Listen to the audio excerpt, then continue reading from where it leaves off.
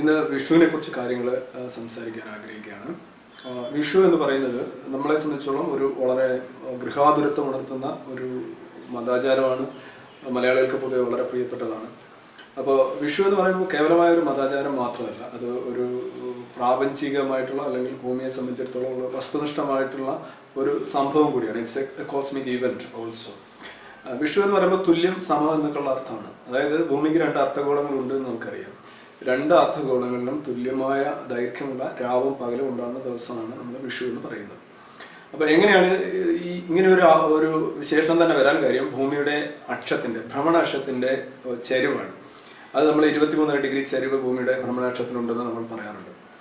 ഈ ചരിവാണ് ശരിക്കും ഭൂമിയിൽ ഇന്ന് നാം കാണുന്ന മുഴുവൻ ജൈവ വൈവിധ്യത്തിൻ്റെ അടിസ്ഥാനം എന്ന് പറഞ്ഞാൽ അതൊരു അത്ഭുതമല്ല. ഉദാഹരണമായിട്ട് ഈ 23 ഡിഗ്രി ചരിവ് കാരണമാണ് നമുക്ക് ഋതുക്കളുള്ളത്, നമുക്ക് കാലാവസ്ഥ വ്യതിയാനങ്ങളുള്ളത്, നമുക്ക് പല ഇപ്പോൾ ഈ സീസൺസ് എന്ന് പറയുന്ന അല്ലെങ്കിൽ ഋതുക്കൾ എന്ന് പറയുന്ന ആ പ്രതിഭാസം ഉണ്ടായിരുന്നില്ലെങ്കിൽ ഒരുപക്ഷെ നമുക്ക് ഇങ്ങനെയുള്ള ഒരു ജീവനോ ഒരു ജീവി ലോകം പോലും നമുക്ക് ചിന്തിക്കാൻ കഴിയുമായിരുന്നില്ല. എന്തുകൊണ്ടാണ് 23 ഡിഗ്രി ചരിവ് എന്നുള്ളത് മറ്റൊരു വിഷയമാണ്. അതിലേക്ക് തൽക്കാലം നമുക്ക് പോകേണ്ടതില്ല. 23 ഡിഗ്രി ചരിവ് എന്ന് പറയുന്നത് ഭൂമിയുടെ ഭ്രമണാക്ഷവും സൂര്യന് ചുറ്റുമുള്ള പരിക്രമണാക്ഷവും തമ്മിലുള്ള ഒരു വ്യത്യാസമാണ്. അത് കാരണം എപ്പോഴും ഭൂമിയുടെ ഏതെങ്കിലും ഒരു അർദ്ധഗോളമായിരിക്കും സൂര്യന് നേരെ വരിക എന്ന് പറഞ്ഞാൽ കൂടുതൽ മുഴച്ചു നിൽക്കുക. അപ്പോൾ ആ അർദ്ധഗോളത്തിൽ ഉത്തരാർദ്ധഗോളമോ ദക്ഷിണാർദ്ധഗോളമോ അവിടെ കൂടുതൽ ചൂട് കിട്ടുകയും മറ്റേ അർദ്ധഗോളത്തിൽ ചൂട് കുറയുകയും സ്വാഭാവികമായിട്ടും പകലിൻ്റെ ദൈർഘ്യവും അതിനാനുപാതികമായിട്ട് സൂര്യനോട് അഭിമുഖമായി നിൽക്കുന്ന അർദ്ധഗോളത്തിൽ കൂടുതൽ നേരം പകലുണ്ടാകും. തിരിച്ച് കുറച്ചുള്ള അർദ്ധഗോളത്തിൽ ദൈർഘ്യം കുറഞ്ഞ പകലുണ്ടാകും. പക്ഷേ 23 ഡിഗ്രി ചരിവ് എന്ന് പറയുമ്പോൾ ഇങ്ങനെ ചരിഞ്ഞു നിൽക്കുന്ന ഭൂമി അതിൻ്റെ റൊട്ടേഷൻ അതുപോലെ തന്നെ റെവല്യൂഷൻ ഇത് രണ്ടും കൂടെ സമീകരിക്കപ്പെടുമ്പോൾ ഒരു പോയിന്റിൽ വരുമ്പോൾ കറക്റ്റ് സൂര്യൻ അഭിമുഖമായിട്ട് വരികയും ഭൂമധ്യരേഖയ്ക്ക് മുകളിൽ കറക്റ്റ് ലംബമായി സൂര്യരശ്മികൾ പതിക്കുകയും ചെയ്യുന്ന ഒരു അവസ്ഥ. ആ അവസ്ഥയിലാണ് രണ്ട് അർദ്ധഗോളങ്ങളിലും നമുക്ക് സമമായിട്ടുള്ള സമരാത്ര ദിനങ്ങൾ അല്ലെങ്കിൽ ഇക്വിനോക്സ് എന്ന് പറയുന്ന ദിനങ്ങൾ ഉണ്ടാവുക. അതിനെയാണ് നമ്മൾ വിഷുവം എന്ന് പറയുന്നത്. അപ്പോൾ അവിടെ വന്നിട്ട് വീണ്ടും അതായത് ഉത്തരായനത്തിലേക്ക് അതിൻ്റെ രണ്ടാം ഘട്ടത്തിലേക്ക് സൂര്യൻ പോകും. ഉത്തരായനം ദക്ഷിണായനം എന്നൊക്കെ നമ്മൾ പറയാറുണ്ട്. ഉത്തരായനത്തിൻ്റെ രണ്ടാം ഘട്ടത്തിലേക്ക് സൂര്യൻ പോകുന്നതിന് തൊട്ട് മുന്നേ ഉള്ള പോയിന്റാണ് ശരിക്കും വസന്ത വിഷു എന്ന് പറയുക. തിരിച്ചിങ്ങോട്ട് വരുമ്പോൾ തുലാവിഷു. ഉത്തരായനത്തിൽ നിന്ന് ദക്ഷിണായനത്തിലേക്ക് സൂര്യൻ വരുമ്പോൾ മധ്യനില പോയിന്റ് വരുമ്പോഴാണ് തുലാവിഷു ഉണ്ടാകുന്നത്. തിരിച്ച് വീണ്ടും ആ ഭാഗത്തേക്ക് തെക്ക് കിഴക്ക് ഭാഗത്തേക്ക് പോകും. നമുക്കറിയാം സൂര്യൻ ശരിക്കും കിഴക്കുതിച്ച് പടിഞ്ഞാറ് അസ്തമിക്കുന്നത് കൃത്യമായി പറയുകയാണെങ്കിൽ 2 ദിവസം മാത്രമാണ്. 2 വിഷുവങ്ങൾ ആ ദിവസങ്ങളിൽ മാത്രമാണ് സൂര്യൻ കൃത്യമായി കിഴക്കുതിച്ച് പടിഞ്ഞാറ് അസ്തമിക്കുന്നത്. അല്ലാത്ത ദിവസങ്ങളിലെല്ലാം ഒന്നുകിൽ സൂര്യൻ തെക്ക് കിഴക്കോ അല്ലെങ്കിൽ വടക്ക് കിഴക്കോ ആയിരിക്കും. ഇത് ഉണ്ടാവാൻ കാരണം 23 ഡിഗ്രിയുടെ ആ ബാൻഡിൽ ഇങ്ങനെ സൂര്യൻ ഇങ്ങനെ ഷിഫ്റ്റ് ചെയ്തുകൊണ്ടിരിക്കും. അപ്പോൾ അതാണ് വിഷു. ഈ വിഷു സ്വാഭാവികമായിട്ട് നമ്മൾ ആചരിക്കുക എന്ന് പറയുന്നതിനകത്ത് ഒരു അർത്ഥമുണ്ട്. അതായത് പുതിയൊരു വർഷം ആരംഭിക്കുന്നതിന് ഭൂമിയുടെ പരിക്രമണ അക്ഷം അല്ലെങ്കിൽ പരിക്രമണ വൃത്തം എന്ന് പറയുന്നത് ജോമെട്രിക്കലായിട്ട് നോക്കുകയാണെങ്കിൽ ഇറ്റ്സ് എ സർക്കിൾ. ഒരു സർക്കിളിന് ഒരു തുടക്കം ആവശ്യമാണ്. ആ തുടക്ക ബിന്ദു എന്ന നിലയിലാണ് വിഷു നമ്മുടെ പ്രാചീന ചിന്തകന്മാരും വാനനിരീക്ഷകരും ഫിക്സ് ചെയ്തത്. ആ ബിന്ദുവിൽ വെച്ച് പുതിയ വർഷം തുടങ്ങും. അതാണ് അതിൻ്റെ കണക്ക്. അപ്പോൾ അങ്ങനെ വരുമ്പോൾ നമുക്ക് മേട 1-നാണ് സാധാരണ ഇതിൽ നമ്മളുടെ പുതുവർഷം ആരംഭിക്കുന്നത്. അപ്പോൾ പുതുവർഷത്തെ വരവേൽക്കാനായിട്ട് നമ്മൾ കഴിഞ്ഞ വർഷത്തെ അനാവശ്യ സാധനങ്ങളും മാലിന്യങ്ങളും എല്ലാം കത്തിച്ചു കളയുക, പുതിയ വർഷത്തിലേക്ക് ഒരു തയ്യാറെടുപ്പ് നടത്തുക, ഇതൊക്കെയാണ് വിഷുവിൻ്റെ ഒരു സങ്കല്പമായിട്ട് വരിക. പക്ഷേ ഇവിടെ കേരളീയരെ സംബന്ധിച്ചോളം വന്നിരിക്കുന്ന ഏറ്റവും വലിയ പ്രശ്നം എന്ന് പറഞ്ഞു കഴിഞ്ഞാൽ നമ്മളുടെ വിഷു ശരിക്കും മേട 1-ന് വരേണ്ട വിഷു ഇപ്പോൾ മേട 1-നല്ല ഉള്ളത്, മീന 7-നാണ്. അതായത് 23 ദിവസത്തെ ഒരു വ്യത്യാസം വിഷുവിന് സംഭവിച്ചിട്ടുണ്ട്. ഇതെന്തുകൊണ്ടെന്ന് ചോദിച്ചു കഴിഞ്ഞാൽ ഭൂമിയുടെ ഭ്രമണാക്ഷത്തിന് ഒരു ചെരിവുണ്ടെന്ന് ഞാൻ പറഞ്ഞു. അപ്പോൾ ഒരു അച്ചുതണ്ട് നമ്മൾ സങ്കല്പിക്കുന്നുണ്ട് ഭൂമിക്ക്. അങ്ങനെ ഒരു സാധനം ഇല്ല, പക്ഷെ അങ്ങനെ ഒരു സാങ്കല്പികമായ ഒരു അച്ചുതണ്ട് സങ്കല്പിച്ചു കഴിഞ്ഞാൽ ഈ അച്ചുതണ്ടിന് ഒരു ഭ്രമണമുണ്ട്. ഭൂമിയുടെ ഭ്രമണം സാധാരണ അതിൽ വി എന്ന് നമ്മൾ പറയും ഇംഗ്ലീഷിൽ. വെസ്റ്റ് ടു ഈസ്റ്റ് ആണെങ്കിൽ, അതായത് പടിഞ്ഞാറ് നിന്ന് കിഴക്കോട്ടാണെങ്കിൽ ഭൂമിയുടെ അച്ചുതണ്ടിൻ്റെ ഭ്രമണമല്ലാതൊരു വിക്ഷോഭം അല്ലെങ്കിൽ ഒരു വോബ്ലിംഗ് എന്നൊക്കെ പറയും. അത് ശരിക്കും അതിൻ്റെ ഓപ്പോസിറ്റ് ഡയറക്ഷനിലാണ്. 72 വർഷം കൂടുമ്പോൾ ഭൂമിയുടെ അച്ചുതണ്ടിന് 1 ഡിഗ്രി കണ്ട് ഒരു വിക്ഷോഭം അല്ലെങ്കിൽ വോബ്ലിംഗ് ഉണ്ടാകുന്നുണ്ട്.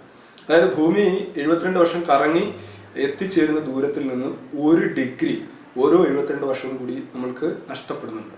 അത് അച്ചുതണ്ടിൻ്റെ വോബ്ലിംഗ് ആണ്. അത് പുരസരണം എന്നാണ് ഇംഗ്ലീഷ് പറയുക. മലയാളത്തിൽ പറയുക ഇംഗ്ലീഷിൽ അതിനെ പ്രിസിഷൻ എന്ന് പറയും. ഈ പ്രിസിഷൻ എല്ലാ ഭ്രമണം ചെയ്യുന്ന എല്ലാ ഗോളങ്ങൾക്കും പ്രിസിഷൻ ഉണ്ട്. ബുധനുണ്ട്, ശുക്രനുണ്ട്, എല്ലാത്തിനും ഉണ്ട്. അത് അച്ചുതണ്ടിൽ, അത് ഒരു ഭൂമിയിൽ തന്നെയായാലും അച്ചുതണ്ടിൽ കറങ്ങുന്ന ഒരു വസ്തുവിന് ഈ പ്രിസിഷൻ നമുക്ക് കാണാൻ സാധിക്കും. ഞാൻ നമുക്ക് സൂചിപ്പിച്ചു, അതായത് സ്വന്തം അക്ഷത്തിൽ ഭ്രമണം ചെയ്യുന്ന ഏതൊരു ഗോളത്തിനും അങ്ങനെ അതിൻ്റെ അച്ചുതണ്ടിന് ഒരു വിക്ഷോഭം ഉണ്ടാകുന്നുണ്ട്. അതിനാണ് പ്രസരണം എന്ന് പറയുന്നത്. ഭൂമിയുടെ പ്രസരണം 72 വർഷത്തിനുള്ളിൽ 1 ഡിഗ്രി ആണെങ്കിൽ ഏതാണ്ട് 2600 വർഷത്തോളം ആകുമ്പോൾ, 2160 വർഷമാകുമ്പോൾ ശരിക്കും 30 ഡിഗ്രി പുരസരണം സംഭവിക്കുകയാണ്. അപ്പോൾ ആ 30 ഡിഗ്രി എന്ന് പറയുമ്പോൾ ഏതാണ്ട് 30 ദിവസം തന്നെയാണ്. ആ 30 ദിവസം നമ്മൾ പിറകോട്ട് പോവാണ്. അപ്പോൾ ജ്യോതിഷപരമായിട്ടൊക്കെ നോക്കുകയാണെങ്കിൽ നമ്മൾ മൊത്തം ചക്രവാളത്തെ 12 രാശികൾ, 30 ഡിഗ്രി ഉള്ള 12 രാശികളായിട്ടാണ് തിരിക്കുന്നത്. അങ്ങനെ വരുമ്പോൾ നമ്മൾ ഒരു രാശി തന്നെ പുറകോട്ട് പോവുകയാണ് ചെയ്യുന്നത്. പക്ഷേ ഇപ്പോൾ ഇവിടെ സംഭവിച്ചിരിക്കുന്നത് മേടം 1-നാണ് ശരിക്കും സമരാത്ര ദിനത്തിൽ സൂര്യൻ വരുന്നു എന്ന് നമ്മൾ സങ്കല്പിക്കുന്നു. എങ്കിലും കഴിഞ്ഞ ഈ മേടം 1-ന് എന്നാണോ ആദ്യമായി ഈ വിഷുവം ഫിക്സ് ചെയ്തത്, സ്ഥിരീകരിച്ച് ആ ഒരു പോയിന്റ് ഉണ്ടാവും. ഒരു 1500-നും 1800-നും ഇടയ്ക്ക് വർഷമുള്ള ഒരു പോയിന്റിൽ നമ്മൾ സ്ഥിരീകരിച്ചിട്ടുണ്ടാവും. നമുക്ക് കൃത്യമായിട്ട് പറയാനാവില്ല.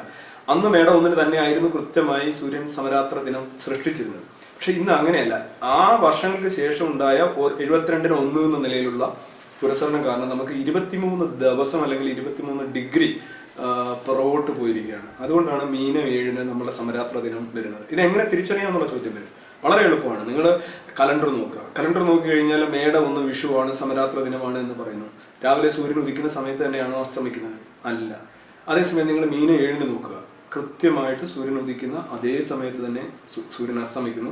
12 മണിക്കൂർ പകൽ, 12 മണിക്കൂർ രാത്രി. അതാണ് പുരസരണത്തെ കുറിച്ച് പറയുന്നത്. അപ്പൊ നമ്മള് മീന 7-ന് പകരം മേടം 1-ന് വിഷു ആഘോഷിക്കാൻ വരുന്ന ഒരു കാര്യം എന്ന് പറഞ്ഞു കഴിഞ്ഞാൽ, ഒരു മധുവിധുവൊക്കെ കഴിഞ്ഞ് 23 ദിവസം കഴിഞ്ഞിട്ട് വധു വീണ്ടും ചൂടുപാലുമായി നാണം കുണുങ്ങി മണിയറയിലേക്ക് ചെല്ലുന്ന രീതിയിൽ പരിഹാസ്യമായിട്ടുള്ള ഒരു ആചാരമായിട്ട് അത് മാറുന്നുണ്ട്. അത് നമ്മൾ പലപ്പോഴും പഞ്ചാംഗം മാത്രം നോക്കി കാര്യങ്ങൾ മുന്നോട്ട് കൊണ്ടുപോകുന്നതിലുള്ള ഒരു വിഷയമാണ്. ശരിക്കും ആകാശം വാനം നോക്കിക്കൂടി ചെയ്തിരുന്നെങ്കിൽ, അല്ലെങ്കിൽ ശാസ്ത്ര വസ്തുതകൾ കൂടി കണക്കിലെടുത്തിരുന്നുവെങ്കിൽ നമുക്ക് ശരിക്കും മീന 7 തന്നെ സെറ്റ് ചെയ്തുകൊണ്ട് കാര്യങ്ങൾ മുന്നോട്ട് കൊണ്ടുപോകാമായിരുന്നു. ഇപ്പോൾ പലരും പറയാറുണ്ട് കൊന്ന ശരിക്കും വിഷുവിൻ്റെ ഒരു ഐഡന്റിറ്റി ആയിട്ട് അല്ലെങ്കിൽ ഒരു ടോക്കണായിട്ട് പറയാറുണ്ട്. ഇപ്പോൾ കൊന്നയൊക്കെ നേരത്തെ അങ്ങ് പൂക്കുകയാണല്ലോ, വിഷു വരുമ്പോൾ കൊന്നയില്ല. അപ്പോൾ ചിലർ പറയും അത് വിഷു മാറിപ്പോയിട്ടാണ്. കൊന്ന കറക്റ്റ് സമയത്തിന് തന്നെ പൂക്കുന്നുണ്ട്, വിഷു അങ്ങ് മാറിപ്പോയതുകൊണ്ട് കൊന്നയ്ക്ക് അതിൻ്റെ കറക്റ്റ് അതിൻ്റെ ബയോളജിക്കൽ ക്ലോക്ക് അനുസരിച്ച് അത് പൂക്കുകയാണ്.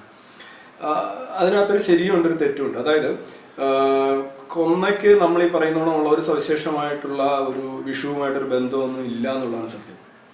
കൊന്ന വിഷുവിൻ്റെ സമയത്ത് മാത്രമല്ല പൂക്കുക, ശിവരാത്രി സമയത്തും കൊന്ന പൂത്ത് നിൽക്കാറുണ്ട്. ശബരിമലയിൽ ആറാട്ട് സമയത്തും ആ വേളയിൽ പല പല ഉത്സവങ്ങളുമായി ആചാരങ്ങളുമായി ബന്ധപ്പെട്ട് നമുക്ക് കൊന്ന പൂത്ത് നിൽക്കുന്നത് കാണാം. കൊന്ന എന്ന് പറയുന്നത് ശരിക്കും ഒരു അപൂർവമായിട്ടുള്ള ഒരു സസ്യമോ ഒരു വൃക്ഷമോ ഒന്നുമല്ല. ഏതാണ്ട് 15 മീറ്റർ വരെ പൊക്കം വരുന്ന ഇന്ത്യൻ ലബൂനം എന്നാണ് അത് അറിയപ്പെടുന്നത്. കാസിയ ഫിസ്റ്റുല എന്നാണ് അതിൻ്റെ ശാസ്ത്രനാമം. ഈവൻ നമ്മൾ മ്യാൻമാർ, പാകിസ്ഥാൻ, ശ്രീലങ്ക തുടങ്ങിയ എല്ലാ ഏഷ്യൻ രാജ്യങ്ങളിലും ഇത് കാണപ്പെടുന്നുണ്ട്. ഹിമാലയത്തിലൊക്കെ ചെന്ന് കഴിഞ്ഞാൽ ഏതാണ്ട് 1200 മീറ്റർ പൊക്കത്തിൽ വരെ ഈ ചെടികൾ ഇങ്ങനെ പൂത്തു നിൽക്കുന്നതാണ്. ബേസിക്കലി ഇതൊരു പാഴ്ചെടിയാണ്. കൊന്ന പോലെ വളർന്നു നിൽക്കുന്നു എന്ന് പറയുന്നത് പ്രത്യേകിച്ച് വലിയ ഗുണമൊന്നുമില്ല. പക്ഷെ വളരെ മനോഹരമായിട്ടുള്ള വളരെ കമനീയമായിട്ടുള്ള പൂക്കളാണ്, സ്വർണ്ണവർണ്ണമാണ്. ഈ കൊന്ന പൂത്ത് നിൽക്കുമ്പോൾ അതൊരു പ്രത്യേക ഒരു വിഷ്വൽ ഇമ്പാക്റ്റ് തന്നെയാണ് നമുക്ക് കാണാൻ കഴിയുക. കൊന്ന ശരിക്കും 4 മാസം, ഫെബ്രുവരി മുതലുള്ള 4 മാസമാണ് കേരളത്തിൽ കൊന്ന പൂക്കുക എന്ന് കരുതി ഈ 4 മാസം മാത്രമേ കൊന്ന പൂക്കൂ എന്നർത്ഥമില്ല. വർഷം മുഴുവൻ പൂത്തു നിൽക്കുന്ന കൊന്നകളുണ്ട്. വർഷത്തിൽ പൂക്കാതെ തന്നെ നിൽക്കുന്ന ഏതാനും വളരെ വികലമായിട്ടുള്ള വേറെ തരം ചില ആകർഷകമല്ലാത്ത പൂക്കളുമായിട്ട് മുന്നോട്ട് പോകുന്ന കൊന്നകളുമുണ്ട്. അപ്പോൾ കൊന്ന വിഷുവിനാണ് പൂക്കുന്നതെന്നോ അല്ലെ വിഷുവുമായി ബന്ധപ്പെട്ടതാണ് എന്നുള്ളത് ശരിക്കും കൊന്ന പൂക്കുന്ന ഒരു കാലഘട്ടത്തിൽ അതിലൊരു ദിവസം വിഷു വരുന്നു, അപ്പോൾ ആ പൂക്കൾ നമ്മൾ സ്വീകരിക്കുന്നു എന്നേ ഉള്ളൂ. മറിച്ച് മീന 7-നായിരുന്നു ശരിക്കും വിഷുവം വരേണ്ടിയിരുന്നത്.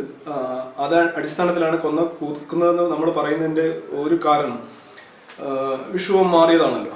പക്ഷെ ഒന്നാലോചിച്ച് നോക്കുക, പൂക്കൾ അവരുടെ പുഷ്പിക്കൽ കാലഘട്ടം എന്ന് പറഞ്ഞാൽ അടിസ്ഥാനപരമായിട്ട് കാലാവസ്ഥയുമായിട്ട് മർദ്ദവുമായി ബന്ധപ്പെട്ടാണ് ഉണ്ടാകുന്നത്. കൊന്നയ്ക്ക് നമ്മുടെ സാഹചര്യത്തിൽ കൊന്നയ്ക്ക് തുലാവർഷവുമായിട്ട് അതിനെ ആശ്രയിച്ച് മുന്നോട്ട് പോകേണ്ടുന്ന ഒരു സാഹചര്യമുണ്ട്. പിന്നെ മാത്രമല്ല കാലാവസ്ഥയും മർദ്ദവും ഒക്കെ മാറി വരുന്നതനുസരിച്ച് ഇപ്പോൾ തണുപ്പ് കാലഘട്ടത്തിൽ ചെടികളൊന്നും തന്നെ അതിൻ്റെ വളർച്ച തന്നെ സ്തംഭിച്ചു നിൽക്കും. മഴക്കാലത്ത് അത് പൂക്കാറില്ല. പിന്നെ തണുപ്പ് മാറിയിട്ട് വരുന്ന ചൂട് കാലഘട്ടത്തിലാണ് എല്ലാ പുഷ്പങ്ങളും സാധാരണ ഇതിൽ പുഷ്പിക്കുക. അപ്പോൾ അങ്ങനെ കൊന്നയുടെ ഒരു 4 മാസം, ആ 4 മാസത്തിൽ ഒരിക്കൽ വിഷു വരുന്നു. അല്ലാതെ കൊന്നയ്ക്ക് കൃത്യമായി വിഷുവിനെ തിരിച്ചറിയാൻ കഴിവുള്ളതുകൊണ്ട് മീനവേഴാകുമ്പോൾ കുറച്ചുകൂടെ കൊന്ന ഉണ്ട്. ഇപ്പം അതിപ്പോൾ നമ്മളുടെ ഒരു കാലാവസ്ഥയുടെ പ്രത്യേകതയാണ്, അല്ലെങ്കിൽ ആ കാലാവസ്ഥയോട് പ്രതികരിക്കാനും അഡാപ്റ്റ് ചെയ്യാനായിട്ടുള്ള കൊന്നയുടെ പ്രത്യേകതയാണ്. വിഷു കഴിഞ്ഞാലും കൊന്നയുണ്ടാവും, വിഷുവിന് മുമ്പും കൊന്നയുണ്ടാവും, ചിലപ്പോൾ വർഷം മുഴുവൻ കൊന്നയുണ്ടാവും. പ്രത്യേകിച്ചൊരു വിഷയം അതിനകത്ത് വരുന്നില്ല. ഇനി എന്തുകൊണ്ടാണ് വിഷു കണി എന്ന് പറയുന്ന ഒരു സംഭവം വളരെയധികം നമ്മൾ നൊസ്റ്റാൾജിയോടെ കാണുന്ന ഒരു സംഭവമാണ്, പ്രത്യേകിച്ചും പൈസ ഒക്കെ കിട്ടും എന്നുള്ളത്. എന്താണ് ഇതിൻ്റെ അടിസ്ഥാനം? ശരിക്കും ഡയോസ്ക്യൂരിഡേസിൻ്റെയും 1-ാം നൂറ്റാണ്ടിലെ ഗ്രീക്ക് വംശജനായിട്ടുള്ള റോമൻ ഫിസിഷ്യനായിട്ടുള്ള ഗാലനും ഒക്കെ രൂപീകരിച്ച ഒരു തത്വമാണ് ശരിക്കും ഡോക്ട്രിൻ ഓഫ് സിഗ്നേച്ചേഴ്സ്, അനുഭവബോധ സംഹിത അല്ലെങ്കിൽ അടയാളബോധ സംഹിത സിദ്ധാന്തം എന്നൊക്കെ നമുക്ക് പറയാൻ സാധിക്കും. എന്താണ് ഇതുകൊണ്ട് അർത്ഥമാക്കുന്നത്? ഇത് വളരെ രസകരമായ ഒരു കാര്യമാണ്. നമ്മളെ മസ്തിഷ്കത്തിൻ്റെ ഒരു ഡിഫോൾട്ട് സെറ്റിംഗ് ആണത്, സഹജമായിട്ടുള്ള ഒരു നിലപാടാണ്. അതായത് judge A book whites cover. ഒരു വസ്തുവിൻ്റെ പുറംമോടി കണ്ട് അതിൻ്റെ ആകൃതി കണ്ടിട്ട് അതെന്താണെന്ന് പെട്ടെന്ന് തീരുമാനിക്കുക. അതൊരു വസ്തു മാത്രമല്ല, ഒരു പ്രശ്നമാണെങ്കിലും അതാണ് മസ്തിഷ്കത്തിന് ഏറ്റവും അധികം എളുപ്പം. അതായത് കുറഞ്ഞ വിഭവങ്ങൾ കൊണ്ട് ഏറ്റവും നല്ല റിസൾട്ട് ഉണ്ടാക്കുന്നത് എപ്പോഴും അതിജീവനത്തെ സഹായിക്കും.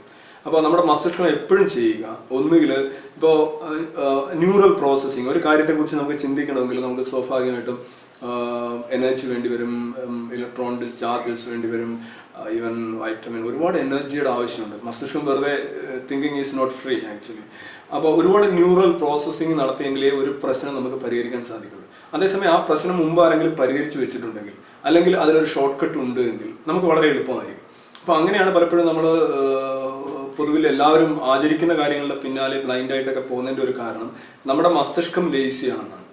When we say that we are lazy, our brain is lazy. ഒരു ബുക്ക് കണ്ടു കഴിഞ്ഞാൽ അതിൻ്റെ പുറം ചട്ട കണ്ട് ബുക്കിനെ വിലയിരുത്തുമ്പോൾ നമുക്ക് അതവിടെ തീർന്നു. അല്ലെന്നുണ്ടെങ്കിൽ അത് മൊത്തം വായിക്കുക, അതിൻ്റെ വിശദാംശങ്ങൾ അറിയുക, അതൊക്കെ ബുദ്ധിമുട്ടാണ്. ഇതുപോലെ തന്നെയാണ് ഔഷധി തത്വം എന്ന നിലയിൽ ഡോക്ട്രിൻ ഓഫ് സിഗ്നേച്ചേഴ്സ് വരുന്നത്. ഒരു പാമ്പിൻ്റെ തലയുടെ ആകൃതിയുള്ള ഒരു വേര് കണ്ടു കഴിഞ്ഞാൽ ആ വേര് പാമ്പിന് എതിരെയുള്ള ഒരു ആൻറ്റിവനമായിട്ട് ഉപയോഗിക്കാം എന്നുള്ളൊരു സിദ്ധാന്തത്തിലേക്ക് വരും. ഇപ്പം ഇവിടെ ഇതിനകത്തൊരു രസം എന്ന് പറഞ്ഞു കഴിഞ്ഞാൽ, മതതത്വത്തിലേക്ക് വരുമ്പോൾ ഡോക്ട്രിൻ ഓഫ് സിഗ്നേച്ചേഴ്സ് പറയുന്നത് ദൈവം വെറുതെ അല്ല ഈ വസ്തുക്കളെയെല്ലാം സൃഷ്ടിച്ചിരിക്കുന്നത്, എല്ലാ വസ്തുക്കളുടെയും മുകളിൽ അതിൻ്റെ സത്ത സംബന്ധിച്ചുള്ള അടയാളങ്ങൾ അദ്ദേഹം വാരി വിതറിയിരിക്കുന്നു എന്നുള്ള സങ്കല്പമാണ്. അങ്ങനെ വരുമ്പോൾ ഒരു വസ്തു എന്തിനാണ് ആ ആകൃതി, ആ ഒരു കാരണം അന്വേഷിക്കുന്ന ഒരു മനസ്സല്ലേ, എന്തിനാണ് അങ്ങനെ ഒരു ആകൃതി? ഇപ്പോൾ ഉദാഹരണമായിട്ട് വില്യം കോൾസിൻ്റെ ഒരു പ്രശസ്തമായിട്ടുള്ള ബുക്കുണ്ട്, the art of simpling and Adam in aid എന്ന് പറയുന്ന ഒരു ബുക്കുണ്ട്. ഇത് ശരിക്കും ഈ ഡോക്ട്രിൻ ഓഫ് സിഗ്നേച്ചേഴ്സിൻ്റെ ഒരു മാസ്റ്റർ പീസ് തന്നെയാണ്. അതിനകത്ത് അദ്ദേഹം പറയുന്നുണ്ട്, അക്രോണ്ടി എന്ന് പറയുന്ന വാൾനട്ട് എന്ന് പറയുന്ന ഒരു പരിപ്പുണ്ട്. ആ പരിപ്പ് ശരിക്കും മനുഷ്യൻ്റെ തലയോട്ടി അല്ലെങ്കിൽ തല കണക്കിരിക്കുകയാണ്. അപ്പോൾ അദ്ദേഹം പറയുന്നുണ്ട്, ഇത് പല ഗോത്ര സംഹിതകളിലും അല്ലെങ്കിൽ ട്രൈബൽ കൾച്ചറിലും ഈ സാധനം ശിരസിനേൽക്കുന്ന ഉണ്ടാകുന്ന രോഗങ്ങൾക്ക് പരിഹാരമായിട്ട് ഉപയോഗിച്ചിട്ടുണ്ട്. അതൊക്കെ ഇതിൽ നിന്നാണ് നമ്മൾ കരടി നെയ്യ് വെച്ച് മുടി വളരാനും രോമം വളരാനും. കാര്യം കരടിക്ക് ഒരുപാട് രോമം ഉണ്ടല്ലോ. അതേ കണക്ക് പല ട്രൈബൽ കൾച്ചേഴ്സിലും ഈ റൈനോ, കാണ്ടാമൃഗത്തിൻ്റെ കൊമ്പ്, മേളിലേക്ക് ഇങ്ങനെ കൂർത്തു നിൽക്കുന്ന കൊമ്പ്, ലൈംഗിക ഉത്തേജക ഔഷധങ്ങളായിട്ട് അത് അരച്ച് കലക്കി കുടിക്കുക. അപ്പോൾ ആ കൊമ്പ് നിൽക്കുന്നത് പോലെയുള്ള ഒരവസ്ഥ പ്രതീക്ഷിച്ചുകൊണ്ടാണ്. ഇതേ കണക്ക് തന്നെയാണ് ആനവാൽ മോതിരം. ആനയ്ക്ക് പേടിയില്ല, അപ്പോൾ അത് ധരിച്ച് നമുക്കുണ്ടാവില്ല. പുലിയുടെ പല്ല്, അപ്പോൾ പുലി ഭയങ്കര ധീരതയാണ്, നമുക്കുണ്ടാവും. ഇങ്ങനെയൊക്കെ മനുഷ്യൻ പെട്ടെന്നൊരു കുറുക്കു വഴിയിലൂടെ ഒരു തീരുമാനം എടുക്കുക എന്ന് പറയുന്നത് നമ്മളുടെ മസ്തിഷ്കത്തിൻ്റെ ഡിഫോൾട്ട് സെറ്റിംഗ് ആണ്. ഈ ഡിഫോൾട്ട് സെറ്റിംഗ് എന്ന് പറഞ്ഞാൽ സഹജമായിട്ടുള്ള കാലാകാലങ്ങളിൽ നമ്മൾ അതിജീവനത്തിലൂടെ സ്വന്തമാക്കിയിട്ടുള്ള ചില സെറ്റിങ്ങുകളാണ്, ചില ഘടനാവിശേഷങ്ങളാണ് അതിനകത്ത് പ്രതിഫലിക്കുന്നത്. ഇപ്പോൾ വിഷുവിന് എന്താണ് സംഭവിക്കുന്നത്? വിഷുവിന് അതിരാവിലെ നമ്മൾ നല്ലൊരു കണി കാണുന്നു. ഫലങ്ങൾ, അതുപോലെ തന്നെ പൂക്കൾ, പൈസ, സ്വർണം, പ്ലാറ്റിനം, ഇങ്ങനെയൊക്കെയുള്ള സാധനങ്ങൾ നമ്മൾ കാണുകയാണ്. അപ്പോൾ എന്താ ചിന്തിക്കുന്നത്? ആദ്യമേ ഇതൊക്കെ കാണുകയാണെങ്കിൽ പിന്നെല്ലാം ഇത് തന്നെ ആയിരിക്കും. മനുഷ്യൻ്റെ ഒരു മോഹചിന്തയും അതുപോലെ തന്നെ ഈ ഡോക്ട്രിൻ ഓഫ് സിഗ്നേച്ചേഴ്സും ഒരുമിച്ച് വർക്ക് ചെയ്യണം അവിടെ. അപ്പോൾ വിഷുവിൻ്റെ അന്ന് രാവിലെ നമുക്ക് ആരെങ്കിലും കുറേ പൈസ തരികയാണെങ്കിൽ പിന്നെ എന്നും പൈസ കിട്ടിക്കൊണ്ടിരിക്കും. അപ്പോൾ വർഷാരംഭം ആണല്ലോ വിഷു. അപ്പോൾ വർഷാരംഭത്തിൽ ആരെങ്കിലും പൈസ തരുന്നു, അപ്പോൾ ആ വർഷം മുഴുവൻ പൈസ തരും. ഇത്രയും വിശ്വസിക്കുന്ന വ്യക്തി വീണ്ടും മാസാരംഭത്തിൽ 1-ാം തീയതി വീണ്ടും കണി കാണും. ആ വ്യക്തി തന്നെ ആഴ്ചതോറും കണി കാണും. ആ വ്യക്തി തന്നെ ദിവസത്തിൻ്റെ രാവിലെ തന്നെ കണി കണ്ടിട്ട് പറയും, ആ കണി കണ്ടത് ശരിയായില്ല, അയാൾ വന്നുകൊണ്ടാണ് ഇന്നത്തെ ദിവസം മുഴുവൻ പോയത്. അപ്പോൾ വാർഷികാടിസ്ഥാനത്തിലും മാസാടിസ്ഥാനത്തിലും ആഴ്ചയുടെ അടിസ്ഥാനത്തിലും ദിവസാടിസ്ഥാനത്തിലും ഈവൻ ഓരോ നിമിഷങ്ങളും ഓരോ കാര്യങ്ങൾ ചെയ്യുന്നതിന് മുമ്പ് കണി കാണുക. അവിടെയാണ് നമ്മൾ സമയം നോട്ടം, നേരം നോട്ടം, ശകനം എന്നൊക്കെ സാധാരണ ഇതിൽ വിശ്വാസികളൊക്കെ വളരെ ശകനം ഒരു പടം തന്നെ ഇറങ്ങിയുണ്ടായി. സദാനന്ദന്റെ സമയം എന്ന് പറഞ്ഞു. അപ്പോൾ അതിനകത്ത് ദുശകനങ്ങൾ കാണുന്ന ആള് ശകനങ്ങൾ കാണുന്ന ആളെയൊക്കെ കളിയാക്കുകയാണ് ചെയ്യുന്നത്. ഇത് വിശ്വാസികളാണ് അതിന് കൈയടിക്കാൻ പോകുന്നത്. പക്ഷേ ഈ വിഷു എന്ന് പറഞ്ഞാൽ അടിസ്ഥാനപരമായ ശകനം കാണൽ തന്നെയാണ്. ഇപ്പോൾ ശകനം കാണുക എന്ന് പറഞ്ഞാൽ നമ്മളിപ്പോൾ വീട്ടിന് പുറത്തേക്ക് ഇറങ്ങുമ്പോൾ അഭിസാരികയെ എതിരെ നടത്തിക്കുക, അല്ലെങ്കിൽ പൂച്ച കുറുക്കയാടുമ്പോൾ വേറെ എന്താണെന്ന് ചിന്തിക്കുക. അപ്പോൾ ഇങ്ങനെ നല്ല നല്ല ശകനങ്ങൾ കാണുക, നല്ല നല്ല ഇതുണ്ടാവും. ഇത് ഡോക്ടർ ഓഫ് സിഗ്നേച്ചേഴ്സ് ആണ്. ഇത് തന്നെയാണ് വിഷുവിന് സംഭവിക്കുന്നത്. വിഷുവിൽ പലപ്പോഴും അടുത്തിടെ ഒരു മതചിന്തകൻ പറയുന്നിട്ട് എന്തുകൊണ്ട് ചേമ്പും ചേനയൊന്നും വിഷുവിന് നിങ്ങൾ കണി കാണാൻ ഉപയോഗിക്കുന്നില്ല. ചേമ്പും ചേനയും ഒന്നാമത് കാണാൻ അത്ര സുഖമില്ല, പിന്നെ അതൊരു ചൊറിച്ചിലുണ്ടാക്കുന്ന ഒരു രണ്ട് കിഴങ്ങ് വർഗ്ഗങ്ങളാണ്. അപ്പോൾ അങ്ങനെ ഒരു അനുഭവം വേണ്ട. അല്ലാതെ എത്രയോ സമ്പുഷ്ടമായിട്ടുള്ള ഭക്ഷണ സാധനമാണ് രണ്ടെണ്ണം.